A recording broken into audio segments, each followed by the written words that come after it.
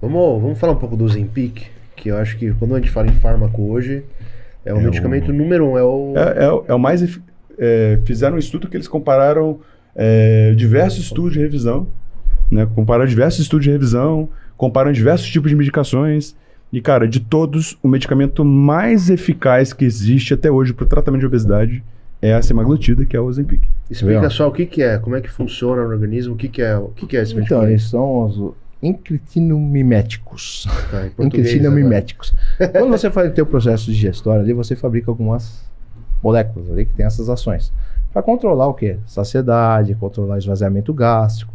Quando você toma essas medicações, que eles vão agir de uma maneira ali no seu pâncreas, a agir nas células beta, alfa, a estimular mais a insulina e reduzir o glucagon. E desta forma você tem um tratamento perfeito para o diabetes. Por isso que eles começaram a ser usados para o diabetes. Aí você tem toda a história ali dessa família aí de medicamentos que é a revolução realmente para o emagrecimento. Para o emagrecimento. Uma coisa que eu só fazer uma pausa no meio da sua explicação é que são análogos de GLP-1, né? Que é uma incretina, né? Uma cretina. É uma incretina e ela imita o remédio, o Ozempic, que é a semaglutida, e a liraglutida, que seria o Victoza Saxenda. Eles imitam o GLP-1. No estômago, nós temos receptores, né? Que são estruturas que percebem a presença de alimento. A gente chama esses receptores de baroreceptores. Na presença de alimento, seja saudável ou não saudável, fazendo pressão na parede do estômago, esses botões, receptores, estimulam a liberação de GLP-1, que é o Ozempic.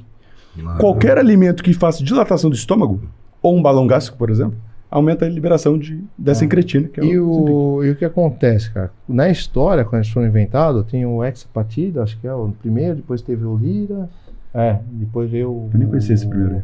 O primeiro porque ele não pegou muito, e hoje você nem vê o pessoal tomando muito, porque tinha que aplicar 2 vezes por dia, subcutâneo, e o pessoal não curtia. Apesar de que eu gosto da ideia de aplicar, eu gosto de injeção, mas eu gosto da ideia de... Também. Ó, super já posso tomar esse? É igual GH, cara, agulhinha, pô, vamos?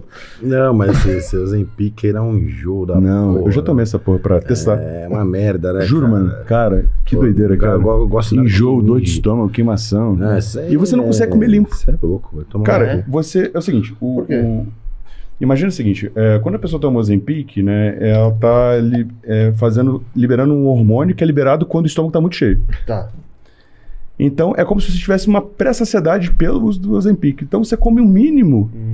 Isso gera uma até maximização. que é uma briga muito grande pra pessoa continuar comendo. Você fala assim, você tem que manter o hábito saudável, não faz essa força aí. Mas, tipo assim, a pessoa se sente cheia ou é só assim? Saciada, enjoo, dá uma sensação de estufamento. Tô em plenitude o tempo todo.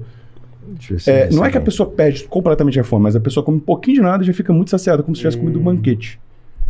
Olha que interessante.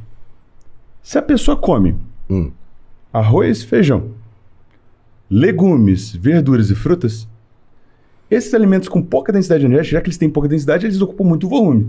Sim. Eu posso comer bastante. Põe aí na tela isso aqui, eu mostro. Se eu como, então, os gráficos, alimento primeiro pouco industrializado, pouco trabalhado pela indústria, esses alimentos eu consigo gerar um efeito de comer muito alimento e eles vão liberar GLP-1, assim como se eu estivesse tomando um remédio. Então, qual que é o problema do Ozempic? Um problema que muitas vezes eu vejo as pessoas não discutirem, que quando a pessoa está tomando Ozempic, principalmente de doses mais altas, a pessoa não consegue comer a quantidade mínima que deveria comer de legumes, de verduras, de frutas, para sustentar o processo de emagrecimento quando ela suspendeu o Ozempic. Então, aos pouquinhos, junto com esse hábito alimentar, exato, que o pessoal geralmente não faz. Como é que é a administração dele? É injetável? Então, é injetável. Subcutâneo? É subcutâneo. Aí você tem o primeiro que saiu lá, que é o que nem usa mais. Que era 2 aplicações por dia. 2 vezes. Depois veio o Saxenda. Aí que é o Saxenda. Veio com o nome do Saxenda, depois veio o Victoza. Né? Victoza, isso. Aí o pessoal foi atrás do Victoza, porque emagrecia. Realmente o pessoal teve um estudo e foi liberado, né? O Saxenda que foi liberado. Sim.